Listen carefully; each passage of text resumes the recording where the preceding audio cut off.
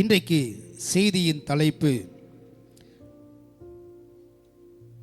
வசனம் சகரியா தீர்க்கதரிசன புஸ்தகம் 9ஆம் அதிகாரம் 9வது வசனம் 1098வது பக்கம். பழைய ஏற்பாடு 1098வது பக்கம். சகரியா 9:9. சீயோன் குமாரத்தியே மிகவும் களிக்கூறு, எருசலேமின் குமாரத்தியே கெம்பீரி, இதோ உன் ராஜா உன்னிடத்தில் வருகிறார். அவர் நீதி உள்ளவரும் இரட்சிக்கிறவரும் தாழ்மை உள்ளவரும் கழுதையின் மேலும் கழுதை குட்டி ஆகிய மரியின் மேலும் போதும். கர்த்தருடைய நாமம் மகிமைப்படட்டும். எப்பொழுதுமே இந்த குருத்தோல் ஞாயிறு என்றாலே இயேசு கிறிஸ்து கழுதின் மேல் பவனி வருகிறதை நாம் செய்திகளை கேட்பது உண்டு. ஒருவேளை அது பாரம்பரியமாக என்று நாங்கள் நினைக்காமல் அதில் ஒரு சத்தியத்தை நாம் இன்றைக்கு அறிந்து கொள்ள வேண்டும். எத்தனை முறை இந்த சம்பவங்கள் நாம் கேட்டாலும் ஒவ்வொரு முறையும் சில காரியங்களை நாம் அதில் கற்றுக்கொள்ளலாம். அதே போல் இன்றைக்கு இந்த குருத்தோல் ஞாயிறிலே செய்தியின் தலைப்பு ஸ்லாக்கியம் பெற்ற கழுதை. ஸ்லாக்கியம் பெற்ற கழுதை. ஸ்லாக்கியம், பிரிவிலேஜ். சில வேளையில் சில வேலைக்கு சிலர் தான் தகுதியானவர்கள் எண்ணப்படுவார்கள். சில வேளைக்கு சில படிப்பு தகுதியான படிப்பு என்று சொல்லுவார்கள். ஆனால் எந்த ஒரு பின்னணி இல்லாமல் ஒரு கழுதையை தீர்க்கதரிசி அறிமுகப்படுத்துகிறார். கழுதை குறித்து சொல்லும் பொழுது அவர் சொல்லுகிறார், இப்படிப்பட்ட ஒரு தேவகுமாரன் யூதருக்கு ராஜா அதிலே வருவார், கழுதையும் கழுதை குட்டியும் இருப்பீர்கள் என்று சொல்லி ஏறக்குறைய பல வருஷங்களுக்கு முன்பாக உரைக்கப்பட்டது. புதிய ஏற்பாட்டிலே அதை நிறைவேற்றினார். பாருங்க, இந்த சம்பவம் 4 சுவிசேஷத்தில் எழுதப்பட்டிருக்கிறது. அதுதான் ரொம்ப முக்கியம். மத்திய, மார்க், லூக்கா, யோவான், இந்த 4 சுவிசேஷத்தில் இந்த சம்பவத்தை பதிவு செய்திருக்கிறார்கள். இயேசுவின் பிறப்பே 4 புத்தகத்தில் கிடையாது. இயேசுவின் பிறப்பை குறித்து 4 புத்தகத்தில் நாம் படிக்க முடியாது. ஆனால் இயேசு கிறிஸ்து பவனியாய் சென்ற அந்த சம்பவத்தை 4 புத்தகத்தில் இருக்கு. அவைகள் வசனங்களை சொல்லுகிறேன், எழுதி கொள்ளுங்கள். மத்திய சுவிசேஷம் 21ஆம் அதிகாரம் 1 முதல் 10. மத்திய சுவிசேஷம் 21ஆம் அதிகாரம் 1 முதல் 10. மார்க் சுவிசேஷம் 11ஆம் அதிகாரம் 1 முதல் 16. மார்க் 11ஆம் அதிகாரம் 1 முதல் 16. லூக்கா சுவிசேஷம் 19ஆம் அதிகாரம் 30 37 வரைக்கும். லூக்கா 19, 30, 37. யோவான் சுவிசேஷம் 12ஆம் அதிகாரம் 12 15. யோவான் சுவிசேஷம் 12ஆம் அதிகாரம் 12வது வசனத்திலிருந்து 15. இந்த 4 காஸ்பிள்ஸ், 4 சுவிசேஷத்தில் ஒவ்வொருத்தரும் ஒவ்வொரு விதமாய் எழுதியிருக்கிறார்கள். ஆனால் சம்பவங்கள் எல்லாம் ஒன்றுதான். ஆனால் இன்றைக்கு ஏன் ஸ்லாக்கியம் பெற்ற கழுதை என்று சொல்ல காரணம் என்றால், 4 சுவிசேஷ புத்தகத்திலையும் ஆவியானவர் அதை குறித்து எழுதி வைத்திருக்கிறார். இந்த கழுதை இயேசுவை சுமந்தது. ஆகையால் தான் அது ஸ்பெஷல். வேதத்திலே இயேசுவை பெற்றெடுக்கும்படி மரியாள் இயேசுவை தன் கர்ப்பத்திலே சுமந்தாள். அதே போல இயேசுவை சிலுவையை சுமந்தது. ஆகையால் தான் இன்றைக்கு அநேகருக்கு கிறிஸ்தவர்கள் என்றாலே சிலுவை என்கிற அடையாளம் இருந்தது. கழுதை இயேசுவை சுமந்தது. ஆனால் இன்றைக்கு நாம் எங்கே இயேசுவை சுமக்க வேண்டும்? நாம் நம்முடைய இருதயத்திலே இயேசுவை சுமக்க வேண்டும். சுமந்தவர்கள் அத்தனை பேரும் கர்த்தர் உயர்த்தினார் என்றால், சுமந்து கொண்டிருக்கிற உன்னையும் என்னையும் கர்த்தர் உயர்த்துவார். நம் இருதயத்தில் இயேசுவுக்கு இடம் கொடுப்போம், அவரை சுமப்போம். சரி, ஸ்லாக்கியம் பெற்ற கழுதை குறித்து 3 காரியங்களை நாம் பார்க்க போகிறோம். அனாதையாய் விடப்பட்ட கழுதைக்கு அரைவணைக்கும் இயேசு. அனாதையாய் விடப்பட்ட கழுதை. அரவணைக்கிற இயேசு. இரண்டாவது, அடிமைப்பட்ட கழுதையை அன்பு காட்டுகிற இயேசு. அடிமைப்பட்ட கழுதையை அன்பு காட்டுகிற இயேசு. மூன்றாவதாக, அற்பமாய் எண்ணப்பட்ட கழுதையை ஆசீர்வாதமாய் மாற்றினார் இயேசு. அற்பமாய் எண்ணப்பட்ட கழுதையை ஆசீர்வாதமாய் மாற்றினார். எல்லாமே நமக்கு ஆல்பபெட்டிக்கலியே வந்துடும். 3 காரியங்கள் வேகமாய் நான் சொல்லி முடிக்க விரும்பும். அனாதையாய் விடப்பட்ட கழுதை. வாசிக்கலாம் மத்திய சுவிசேஷம் 21ஆம் அதிகாரம் 2வது வசனத்தை வாசிக்க கேட்கலாம். மத்திய சுவிசேஷம் 21:2. உங்களுக்கு எதிரே இருக்கிற கிராமத்துக்கு போங்கள். போன உடனே அங்கே ஒரு கழுதையும் அதனோடு ஒரு குட்டியையும் போதும். பாருங்க, அங்கே நாம் சகரியாவில் வாசித்தது போலவே இங்கு அதே போல கழுதையும் கழுதை குட்டியும் இருக்கிறது. அனாதையாய் விடப்பட்டது. அது எங்கே இருந்துச்சுன்னா அங்கே விளக்கம் இல்லை. மார்க் சுவிசேஷத்தில் அது இடத்தில் இருக்கிறது என்று நாம் பார்க்க முடிகிறது. மார்க் 11ஆம் அதிகாரம் 4வது வசனத்தை வாசிக்க கேட்கலாம். அவர்கள் போய் வெளியே இருவழியில் சந்தியில், அதுதான் பிரச்சனை. ஏன் இது அனாதையா இருக்க காரணம் என்ன தெரியுமா? 2 வழி இருக்கு. 2 வழியில எந்த வழியில போகணும்னு தெரியல. இருவழி சந்தியில் இருக்குது. 2 வழியில இருக்கு, ஆனா வழியில இருக்கு, எப்படி போகணும்னு தெரியல. இப்ப அந்த இடத்துல இது அனாதையா இருக்கிறது. வழி தெரியாமல் திகைத்து கொண்டிருக்கிறது. ரொம்ப நாளா இருக்கு, ரொம்ப வருஷமா இருக்கு. எல்லா கழுதைகள் ஏதோ ஒரு வழியை பார்த்து போய் கொண்டிருக்கு. ஆனால் இந்த கழுதை குட்டி மாத்திரம் போகல. யோசித்த ஏன் இருக்குதுன்னா, அங்க என்ன ப்ராப்ளம்னா, கழுதைக்கும் கழுதை குட்டிக்கும் ஒரு மனம் இல்லை. என்ன பாஸ்டர், கழுதைக்கு கழுதை குட்டிக்கு ஒரு மனம் தேவையானா? பாருங்க, நான் நினைக்கிறேன் அங்கே ஒருவேளை நான் நினைக்கிறேன் அம்மா பொண்ணு வச்சுக்கலாம் இல்லைங்களா, வச்சுக்கலாம். ஒருவேளை அப்பா இல்லாத, அதனால தான் அனாதையா. நான் அதுக்கு தான் சொல்லிக்கிறேன். ஒரு தகப்பன் தாய் குழந்தை 3 பேர் இல்லை 2 பேர் இருக்கிறாங்கன்னா, ஒருத்தர் அனாதையா தகப்பனோ இல்லை ஒரு தாய் யாராவது வைத்துக்கொள்ளுங்க, அது ஒரு நபராக இருக்கட்டும். இப்போ இந்த குட்டி கழுதை சொல்லியிருக்கு, அம்மா ரைட்டில் தெரியுது எந்த வழியில் போகலான்னு சொல்லியிருக்கோம்.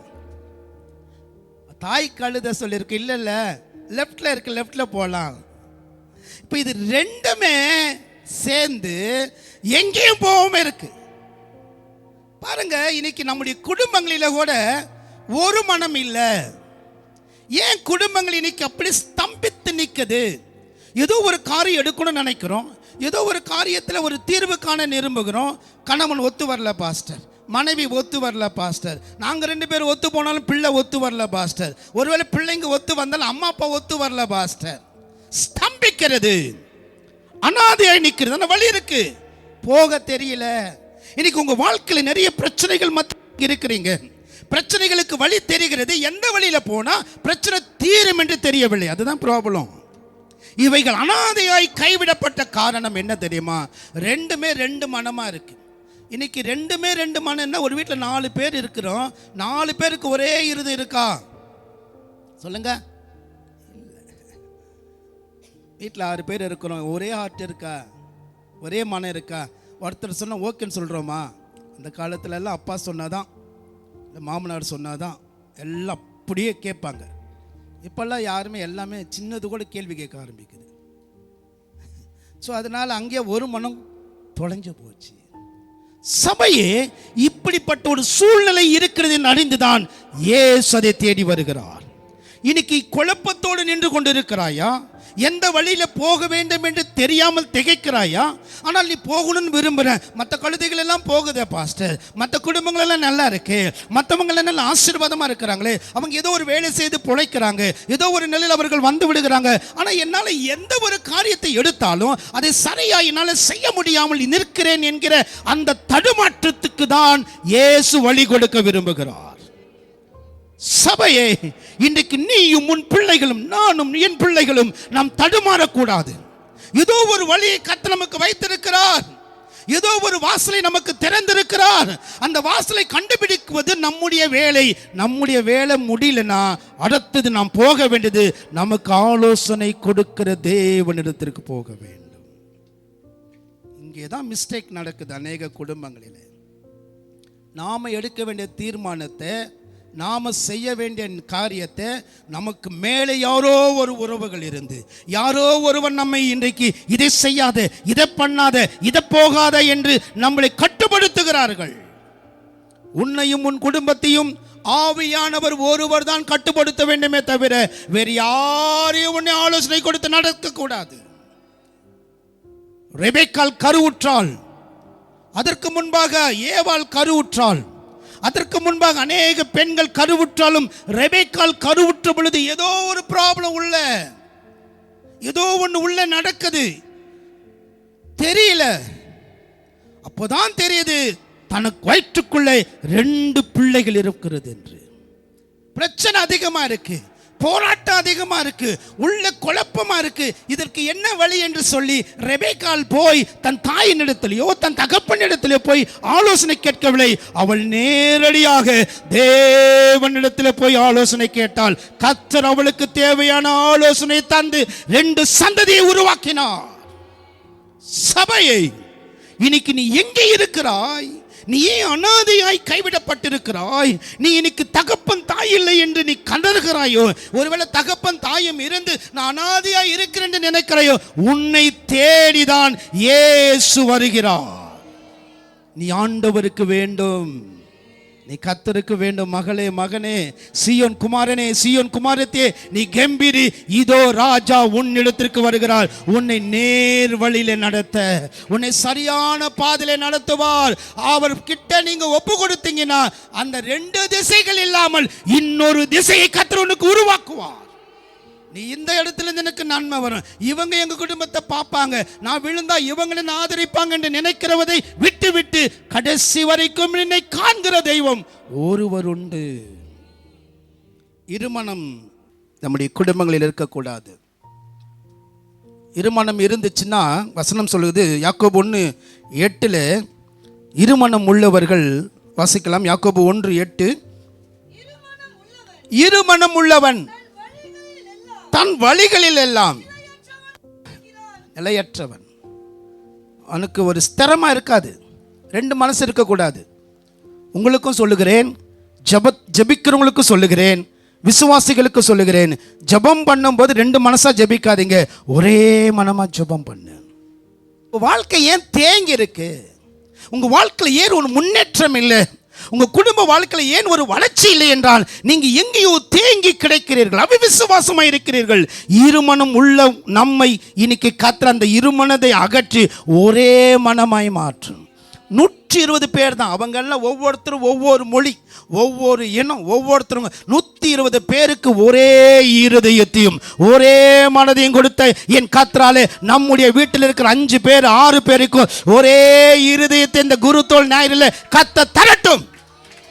அந்த ஒன்னஸ் இருந்துச்சுன்னா உங்க குடும்பத்தை யாரும் எதிர்க்க முடியாது. ஒன்னஸ், ஒரு மனமா இருக்க ஜெபம் பண்ணு. கேளுங்க, ஆண்டவரே என் வீட்டில் ஒரு மனமா இருக்கணும். நீங்க ஒரு முடிவு எடுத்தா என் பிள்ளைங்க சேர்ந்து அந்த முடிவுக்கு ஒத்து வரணும். ஆண்டவரே, ஜெபத்தோடு முடிவெடுங்க, ஜெபத் செய்து முடிவெடுங்க. சுயமா எதுவுமே செய்ய வேண்டாம். இந்த தடுமாற்றமா இருந்த இந்த கழுதைக்கு தான் தேவ ஆலோசனை தேவைப்பட்டது. அதுதான் சொன்ன, அனாதையாய் விடப்பட்ட கழுதைக்கு ஒரு பெரிய அரவணைப்பு. எஸ்தர் அனாதை தான், அம்மா அப்பா இல்லை தான், சித்தப்பா தான் வளர்த்தாரு. ஆனால் அனாதையாக இருந்த எஸ்தர் தேவன் எவ்வளோ பெரிய ஸ்தானத்தில் உயர்த்தினாரு. இன்னைக்கு நம்முடைய பிள்ளைகளையும் கர்த்தர் உயர்த்துவான். எனக்கு நான் அனாதையாக இருக்கிறேன் பாஸ்டர், இன்னைக்கு ரோட்டில் இருக்கிறேன் பாஸ்டர், எல்லாருக்கும் உதவி செய்தேன், எல்லாருக்கும் கொடுத்து தாங்கினேன் பாஸ்டர், யாருக்குன்னா கஷ்டம்னா என் பணத்தை கொடுத்து உதவி செய்தேன். இன்னைக்கு நான் ரோட்டில் நிற்கிறேன், எனக்கு உதவி செய்ய யார் இல்லை என்று நினைக்கிற உன்னை தேடிதான் இன்னைக்கு இயேசு இந்த பகுதிக்கு வந்திருக்கிறார். சபையே, தேவ பிள்ளையே, உன்னை அரவணைக்கிறவர் ஒருவர் இருக்கிறார். உனக்காக ஆறுதலாய் பேசுகிறவர் ஒருவர் இருக்கிறார். அனாதையாய் கைவிடப்பட்ட அந்த எஸ்தரை அநேக தேசத்துக்கு அவளை உயர்த்தி வைத்தது போலவே இன்னைக்கு அனாதையா இருக்கிற பாஸ்டர், எனக்கு விசாரிக்க யாரும் இல்லை, என் படிப்பு குறித்து கேட்கிறவங்க யாரும் இல்லை, என்னுடைய வேலைக்காக பிரயாசப்படுகிற யாரும் இல்லை, என்னுடைய திருமணத்துக்காக நினைக்கிறவங்க யாரும் இல்லைன்னு நினைக்க வேண்டாம். உங்களுக்கு கர்த்தர் நல்ல சபையை கர்த்தர் வைத்திருக்கிறார். அல்லேலூயா. இன்னைக்கு நீ அனாதை இல்லை, உன்னை அரைவணைக்க ஒருவர் இருக்கிறார். பக்கத்தில் பார்த்து சொல்லுங்க, நீ அனாதை அல்ல, உன்னை அரைவணைக்க ஒருவர் இருக்கிறார். சொந்து போகாதீங்க. அவர் உன் தோள் மேலே கையை வச்சு தட்டி நான் இருக்கிறேன்னு சொல்லுவார். நீ அனாதை இல்லை, நீயும் உன் பிள்ளை அனாதை கிடையாது, உன் பிள்ளைகள் அனாதை ஆகாது. நினைக்க ஐயோ நான் செத்து போனா என் பிள்ளைங்க அனாதை, எங்கள் அம்மா அப்பா 2 பேரும் செத்து போனாங்க, இன்னைக்கு நாங்கள் அனாதை இல்லை. எங்களுக்கு ஒரு நல்ல சபையை கர்த்தர் கொடுத்திருக்கிறார். அல்லேலூயா. எங்கள் அம்மா அப்பா எங்களை கர்த்தருக்குள்ளே தள்ளி விட்டு போயிட்டாங்க, நீங்களும் உங்கள் பிள்ளைங்க கர்த்தருக்குள்ளே தள்ளி விட்டு போங்க. முடிவில் அந்த பிள்ளைகள் உங்களை காட்டிலும் உங்கள் பேர் சொல்கிற அளவுக்கு ஒருவேளை இப்போ வாழாவிட்டாலும் ஒரு நாள் நிச்சயமாய் வாழுவார்கள். ஏனென்றால் கர்த்தரால் ஆகாத காரியம் ஒன்றுமில்லை. அவர் நம்மை அனாதை என்றுதான் அறிந்துதான், வழி தெரியாமல் திகைத்து நிற்கிற என்று அறிந்துதான் நம்மிடத்திற்கு ஆண்டவர் ஆட்களை அனுப்புகிறார். அனாதைக்கு அரைவணைக்கிறேன். வேகமாய் நான் போகிறேன், நிறைய எழுதியிருக்கிறேன், ரொம்ப வேகமாய் நான் போகிறேன். 2வது அடிமைப்பட்ட கழுதை. மத்திய சுவிசேஷம் 2ஆம் அதிகாரம்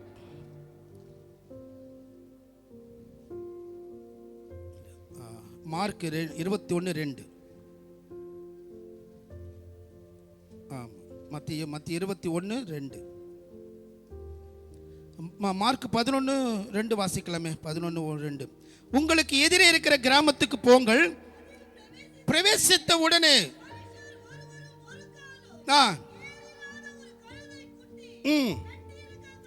கட் இஸ் a bondage, கட்டி இருக்கிறதை காண்பீர்கள். பாருங்க, கட்டி இருக்கிறதை அவிழ்க்கிறது அவரால் தான்.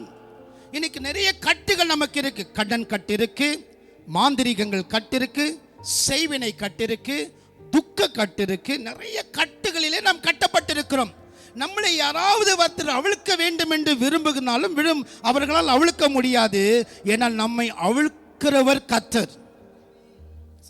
கட்டு இருக்கு, கட்டப்பட்டிருந்தா நம்ம எதையும் செய்ய முடியாது. நம்ம வேலைகள் நம்ம செய்ய முடியாது, நம்ம நினைச்ச காரியத்தை நம்மளால் போய் பார்க்க முடியாது.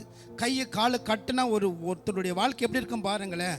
அவனுக்கு பைத்தியமே பிடிக்கும். அவனுக்கு இந்த கழுதையும் குட்டியும் கட்டி இருக்குது பார்த்தார், யாரும் அவுக்கு வரலங்க. நீ கஷ்டம்னா உனக்கு உதவி செய்ய யாருமே வரமாட்டாங்க. சும்மா வாயில் அப்படியே பேசிட்டு அப்படியே கடந்து போவாங்க. ஆனால் கர்த்தர் ஒருவர் தான் அவிழ்க்க வழி உண்டாக்குவார். நீ கட்டப்பட்டிருக்க கூடாது. இன்னைக்கு எத்தனை வருஷமாய் கட்டு பாருங்க, நடு ரோட்ல தான் இருக்கு, 2 வழியில தான் இருக்கு. ஒருவனாகில இறக்கப்படக்கூடாதா? ஐயோ இது கட்டி இருக்குதே, இது கொஞ்சம் ரிலீஸ் பண்ணி கொடுக்கலாமே, கொஞ்சம் இதை விடுதலை ஆக்கலாம்னு சொல்லி ஒருவனுக்காவது யோசனை வரலையே. வராது. நாம நல்லா இருந்தா நம்மளுக்கு ஃபோன் வரும், நாம கொஞ்சம் இழுந்துட்டோம், கட் பிளாக் லிஸ்ட்ல போட்டுருவாங்க நம்மளை. சபையே கட்டி இருக்குது. கர்த்தர் பார்த்தாரு, ஏன் நல்லா இருக்கிற கழுதைய அங்கே போயிட்டு இருக்குது, ஒரு வீட்டில் இருக்கு, கொண்டு வான்னா முடியாதா? அந்த கழுதையை கொண்டு வந்து கொடுத்துருவாங்களே. ஆனால் கர்த்தருக்கு அது தேவையில்லை, கட்டுண்டவர்கள் தேவை. கைவிடப்பட்ட அனாதையா இருக்கிறவர்கள் தேவை. எனக்கு உதவி எங்கே இல்லையே, என் வாழ்க்கையில் எந்த ஒரு காரியத்தில் ஒரு வளர்ச்சி காண முடியலையே, எல்லா இடத்துல நான் நெருக்கப்பட்டிருக்கிறேன் நினைக்கிற உனக்கு விடுதலை கொடுக்க இயேசு வந்திருக்கிறார். குருத்தோல் ஞாயிறு உன்னை விடுவிக்கிற நாள். கட்டுண்ட உன் குடும்பத்தை கடன் நிமித்தம் கட்டப்பட்டிருக்கலாம், அவமானத்து நிமித்தம் கட்டப்பட்டிருக்கலாம், சாபத்து நிமித்தம் கட்டப்பட்டிருக்கலாம். உன்னையும் உன் குடும்பத்தையும் நம்மையும் நம்முடைய குடும்பத்தை அவிழ்க்கிற ஒருவர் வந்திருக்கிறார். அவர்தான் தாவீதின் குமாரனுக்கு ஓசன்னா. எல்லாம் சொல்லுவாங்க, தாவீதின் குமாரனுக்கு ஓசன்னா. He is a savior. அவரே இரட்சகர். ஓசன்னா என்றால் ரட்சிக்கிறவர். உன்னை ரட்சிக்க விரும்புகிறார், உன்னை விடுவிக்க விரும்புகிறார், உன்னை விடுதலையாக்க விரும்புகிறார். விடுதலை அடையணும். குருத்தோல் ஞாயிறு கட்டப்பட்டவங்கள போகக்கூடாது. 3 விதமான கட்டுகள் இருக்கு. 1 பாவத்தின் கட்டு, 2வது பலவீனத்தின் கட்டு, மூன்றாவதாக பிசாசின் கட்டிலிருந்து நம்மளை விடுதலையாக்கட்டும். கேட்கணும், எதுவும் கட்டக்கூடாதுப்பா. சிம்சோனை கயிறுகளினாலே கட்டினார்கள். பரிசுத்த ஆவி வரும் அவன் மேல் அபிஷேகம் வந்த பொழுது கட்டுகள் அறுக்கப்பட்டது. உன் கட்டுகளை அறுக்க வேண்டும் என்றால் சபை இருக்கு உனக்காக. சபை ஊக்கத்தோடு பேதுருவுக்காக ஜெபம் பண்ண பொழுது அவன் கட்டப்பட்டிருந்த சங்கிலிகளை அறுத்து அவன் வெளியே வந்தது. உன்னை சபைதான் கட்டவிழ்க்க ஜெபம் முடியும். நீ கட்டப்பட்டிருக்கிற உன்னை காண்கிறது சபை. நீ கட்டுண்டு கிடைக்கும் பொழுது, நீ விழுந்து கிடைக்கும் பொழுது, நீ தடுமாறும் பொழுது உன்னை விசாரிப்பது சபை. இயேசுவே வந்து அந்த கட்டுண்ட கழுதை அவிழ்த்து கொண்டு வா. இன்னைக்கு கர்த்தர் உன்னை அவிழ்க்க போகிறார். ஏதோ ஒரு கட்டில நீ வந்திருக்கலாம். அது பலவீனமா இருக்கலாம், அது பிசாசா இருக்கலாம், அது பாவமா இருக்கலாம், ஒருவேளை அது சாபமா இருக்கலாம். இன்னைக்கு இயேசு விடுதலையாக்குகிறார். 18 வருஷமாய் கூனியான ஸ்திரீயை அவர் கட்டவிழ்த்து விடுகிறார். இன்னைக்கு உன்னை இயேசு அவிழ்க்கிற நாள், உனக்கு விடுதலை நாள் ஒன்றைக்கு. அல்லேலூயா. இது நமக்கு தெரியாது. ஒரே ஒருத்தர் ஏதாவது ஒரு பண்ணி ஜெயிலில் போய் இருந்தானா அவனுக்கு இன்னைக்கு உனக்கு விடுதலை நாளுன்னா அவனுக்கு கிடைக்கிற சந்தோஷம் இருக்கு. அப்பா, அதை விட அதிக சந்தோஷம் நமக்கு இயேசு தருவார். நீ ஏதோ உன் வீடு உனக்கு சரியா இருக்கலாம், உன் குடும்பமே இன்னைக்கு ஜெயிலாக இருக்கலாம். என்னால் என் குடும்பத்தில் நிம்மதியாக இருக்க முடியல பாஸ்டர், என் குடும்பம் எனக்கு நரகமாக இருக்குதுன்னு நினைக்கிறீங்களா? இன்னைக்கு அவைகளிலிருந்து உன்னை விடுதலை ஆக்கி உன்னை கர்த்தர் உயர்த்த விரும்புகிறார். அல்லேலூயா. குமாரன் விடுதலை ஆக்கினால் உனக்கு மெய்யான ஒரு விடுதலை. இன்னைக்கு பக்கத்தில் பார்த்து உனக்கு மெய்யாவே விடுதலை. இன்னைக்கு எதில் அது வியாதியா, கடனா, பலவீனமா, பிசாசா, மாந்திரிகமா, செய்வினை, எதுலேயும் உனக்கு நீ கட்டுண்டு போகக்கூடாது. நீ வரும்போது இறுக்கமாக வந்திருக்கலாம், போகும்போது சந்தோஷமாக போகணும். கர்த்தர் இன்னைக்கு சிஸ்டர் சொன்னது இந்த மன மகிழ்ச்சி நாள். இன்றைக்கு உன் சந்தோஷத்தை ஒருவனும் முன்னிடத்திலிருந்து பறித்து கொள்ள கூடாது. உன்னுடைய வேதனை துக்க நாட்கள் இன்னியோடு முடிது. உன்னை கர்த்தர் கட்டளுக்கு எல்லா கைகளை தட்டி கொண்டு, ஆண்டவரே, ஆவியானவர் எங்கே அங்கே விடுதலை உண்டு, ஆவியானவர் எங்கே அங்கே விடுதலை உண்டு. ஆவியானவர் எல்லா கண்களை மூடி, ஆண்டவரே என் மேல ஒரு அபிஷேகம் இறங்கட்டும் ஐயா, என் மேல அபிஷேகம். எதிலெல்லாம் விடுதலை பெறணுமோ இன்னைக்கு விடுதலை பெற்றுக்கொள். நீ கட்டுண்டு வந்திருக்கிறாய், கட்டப்பட்டு வந்திருக்கிறாய். என் அவளுக்கு யார் இல்லையே, என்னை விடுதலையாக்க யாரும் இல்லையே என்று கலங்கிற இன்னைக்கு ஆவியானவர் இங்கே இருக்கிறார். ஆவியானவர் எங்கே அங்கே நல்ல கைகளை தட்டி, நல்ல சத்தமா கைகளை தட்டி, எல்லா கண்களை மூடி கொஞ்ச நேரம் சோத்திரம் பண்ணிட்டே இருப்போம். ஒரு நான் நினைக்கிறேன் இன்னைக்கு உன்னை கட்டவிழ்க்கணும். இன்னைக்கு இனியோடு நீ இருவழி சந்தில் இருக்க கூடாது. இனியோடு இந்த பாரத்தோடு நீ வாழக்கூடாது. இனியோடு நீ துக்கத்தோடு வாழக்கூடாது. இனியோடு நீ அவமானத்தோடு வாழக்கூடாது. இனியோடு கைவிடப்பட்ட வாழ்க்கை வாழக்கூடாது. உன்னை தேடி வந்த மேய்ப்பர், உன்னை தேடி வந்த ரட்சகர், உன்னை தேடி வந்த தெய்வம் உன்னை விடுதலை விடுதலை விடுதலை விடுதலை விடுதலை. ஆவியானவர் ஆவியானவர் அசைவாடுவீராக, அசைவாடுவீராக. என் ஜனங்களை விடுதலையாக்கும் ஐயா. பலவீன கட்டு வெளியே போ, வியாதியின் கட்டு வெளியே போ. எல்லா கட்டிகள் மறையட்டும், எல்லா எலும்பு வலிகள் சுகமாகட்டும், எல்லா நரம்புகள் சுகமாகட்டும், எல்லா பிரெயின் ஃபுல்லா இப்பொழுது சுகமடைவதாக. எல்லா இருதயங்களை தொடுவீராக.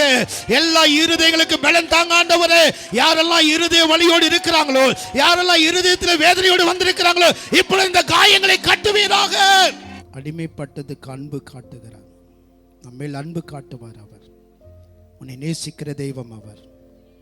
நம்மை இந்த உலகத்தில் உண்மையாய் பியூர் அந்த அன்பு இயேசு கிறிஸ்துவனிடத்தில் தான் இருக்கு. மனுஷனிடத்தில் எல்லாம் அன்பெல்லாம் கொஞ்சம் கலங்கள் இருக்கத்தான் செய்யும். வாசிக்கலாம். மூன்றாவதாக அற்பமான கழுதை. மார்க் 11ஆம் அதிகாரம்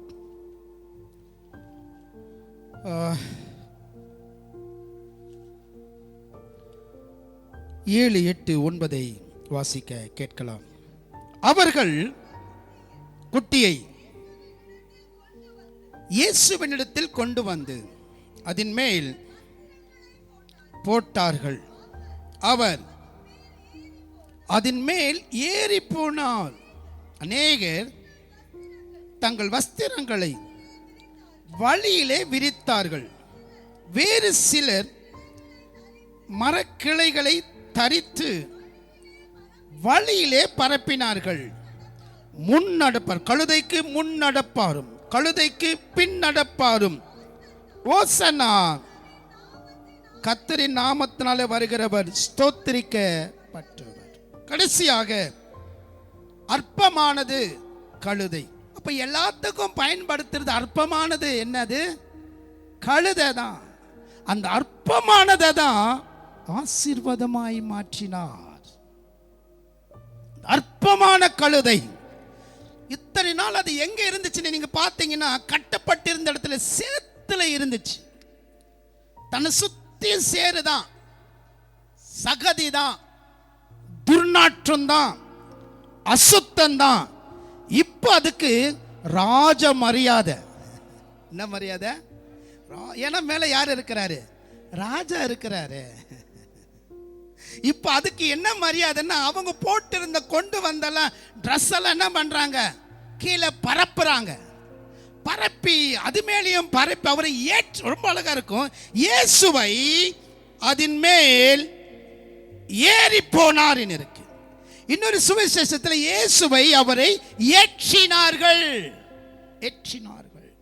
சபையே ஒரு காலத்தில் நாம் அப்படிதான் இருந்தோம். பாவத்திலும் அசுத்தத்திலையும் துர்நாற்றத்தில் இருந்தோம். இப்போ நம்மை ஆண்டவர் ரட்சித்து பரிசுத்த ஆலயத்திற்கு கொண்டு வந்திருக்கிறார். அல்லேலூயா. இதுக்கு யாரு காரணம்னா, என் மேலே ஏறி இருக்கிற இயேசு காரணம். அற்பமா எண்ணப்பட்ட இந்த ஊரில் உன்னை கர்த்தர் மற்றவர்கள் 2 கையெடுத்து உனக்கு ஒரு காரியத்தை சொல்றாங்கன்னா, அப்போ நம்ம பெரிய ஆள் தானே. அப்போ கர்த்தர் பாருங்க, உன் மேல கர்த்தர் இருந்தா உனக்கு ராஜ மரியாதை கிடைக்கும். இது வரைக்கும் சேத்துல இருந்தது இப்போ நல்ல துணில மெத்து மெத்து நடக்குது. அது சோத்ரம். அல்லேலூயா. இது வரைக்கும் கரடு முரடான உன் வாழ்க்கை இயேசுவுக்கு எப்போ நீ கொடுப்பாயோ அது தோட்டம் போல கர்த்தர் மாற்றுவார்.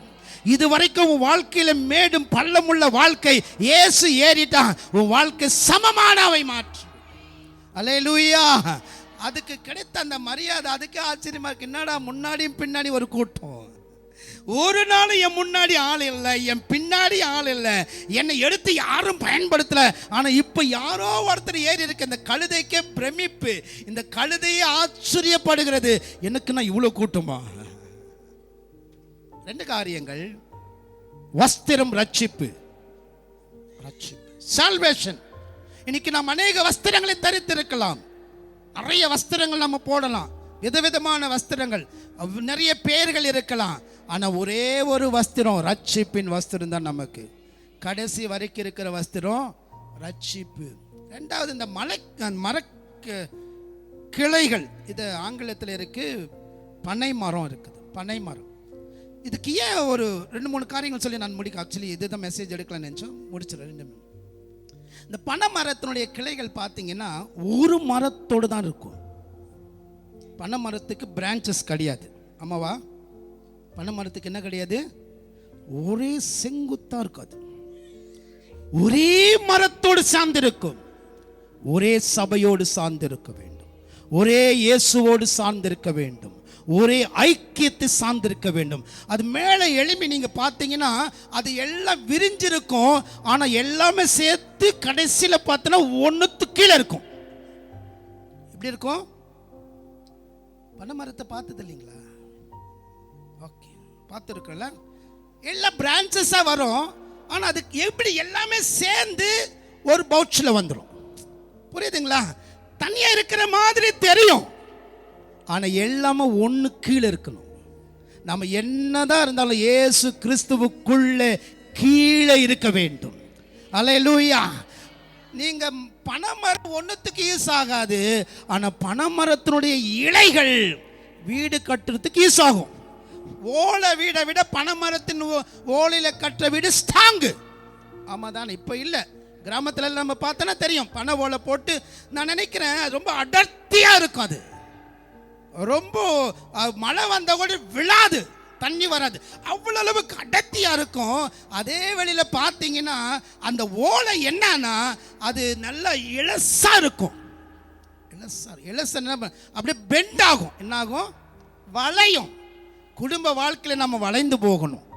சபையிலே நாம் வளைந்து போக வேண்டும்.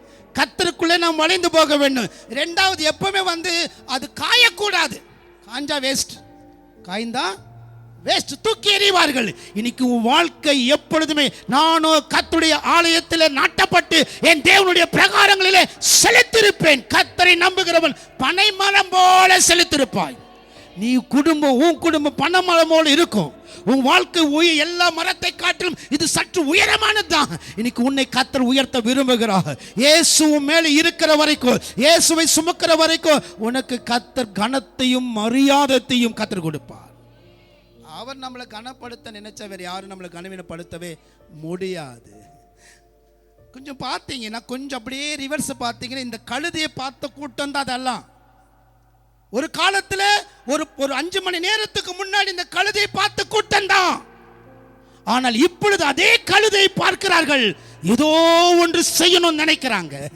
ஏன்னா மேலே இருக்கிறவர் சர்வ வல்லமையுள்ள தேவன், மேலே இருக்கிறவர் யூதருக்கு ராஜா, உன் மேலே என் மேலே இருக்கிறவர் பெரியவர். கர்த்தரை சுமந்தால் உனக்கு வழியில மகிமை கிடைக்கும். கர்த்தரை சுமந்து கொண்டு போனால் வழியில உன்னை கர்த்தர் உயர்த்துவார். கர்த்தரை சுமக்கிற உன்னை கர்த்தர் அந்த கழுதையை எங்கே கொண்டு வந்து நிறுத்த, கடைசியாக தேவாலயத்துக்கு கொண்டு வந்து நிறுத்துகிறார். கைகளை தட்டி கர்த்தரை மகிமைப்படுத்துவோம்.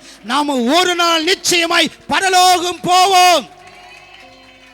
போச்சான்னு பார்த்தா இருக்கே. வெளிப்படுத்தல் 7ஆம் அதிகாரம் 9வது வசனத்தை வாசித்து நாம் ஜெபம் பண்ணி முடிக்க போகிறோம். வெளிப்படுத்தல் 7:9. இந்த குரு தோலை எங்கே போய் நிக்குது பாருங்களேன்.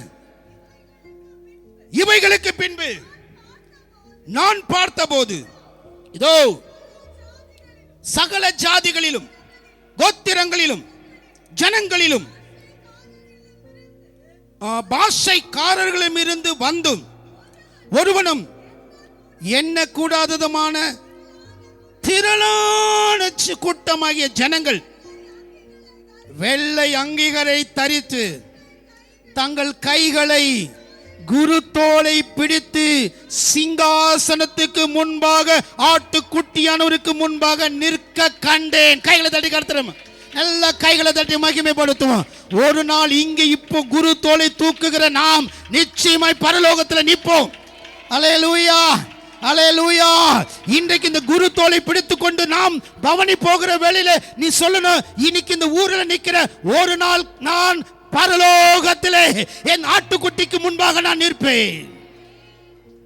எங்கே கொண்டு வந்தது முடிக்கிறார் பாருங்க.